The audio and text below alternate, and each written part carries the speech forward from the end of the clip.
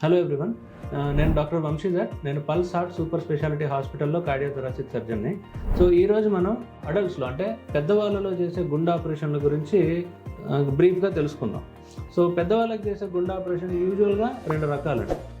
కామన్గా జరిగేవి రెండు రకాలు. ఒకటి వచ్చేసి బైపాస్ ఆపరేషన్, రెండోది వచ్చేసి కవాటాల సర్జరీ, కవాటాలు రిపేర్ కానీ రీప్లేస్మెంట్ కానీ చేస్తూ ఉంటాం. సో బైపాస్ ఆపరేషన్ అంటే ఏంటి? ఇప్పుడు గుండె పైన రక్తనాళాలు ఉంటాయి. గుండె పైన ప్రధానమైన రక్తనాళాలు మూడు. ఈ మూడు రక్తనాళాల్లో కనుక మనకు బ్లాక్స్ ఏర్పడినట్టయితే మనం వాటికి బైపాస్ సర్జరీ అనేది చేస్తూ ఉంటాం. దాన్ని సిఏబిజి అంటారు, coronary artery bypass grafting. So గుండె పైన ఉండే రక్తనాళాలకు చేసే operation coronary artery bypass grafting. దాన్ని సింపుల్గా కామన్ మ్యాన్ లాంగ్వేజ్లో బైపాస్ సర్జరీ అంటారు.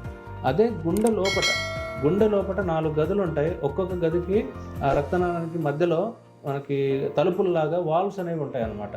అంటే ఒక గదిలోంచి ఇంకో గదిలోకి, ఆ గదిలోంచి రక్తనాళాల్లోకి రక్తం వెళ్ళాలంటే కనుక ఆ వాల్వ్ని క్రాస్ చేసి వెళ్ళాలి. అవి వన్ వే వాల్వ్ మెకానిజం ఉంటుంటుంది.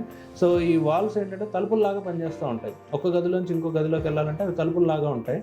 వాటిల్లో ఏదైనా ప్రాబ్లం ఉంటే కనుక ఆ ప్రాబ్లమ్ని కరెక్ట్ చేయడానికి మనం చేసే సర్జరీ వాల్వ్ సర్జరీ. అదే వాల్వ్ని రిపేర్ చేయడం కానీ లేదా రీప్లేస్ చేయడం కానీ. సో దీన్ని వాల్వ్ సర్జరీస్ అంటారు. ఇవి మనం అడల్ట్ పాపులేషన్లో మనం చేసే కామన్ సర్జరీస్.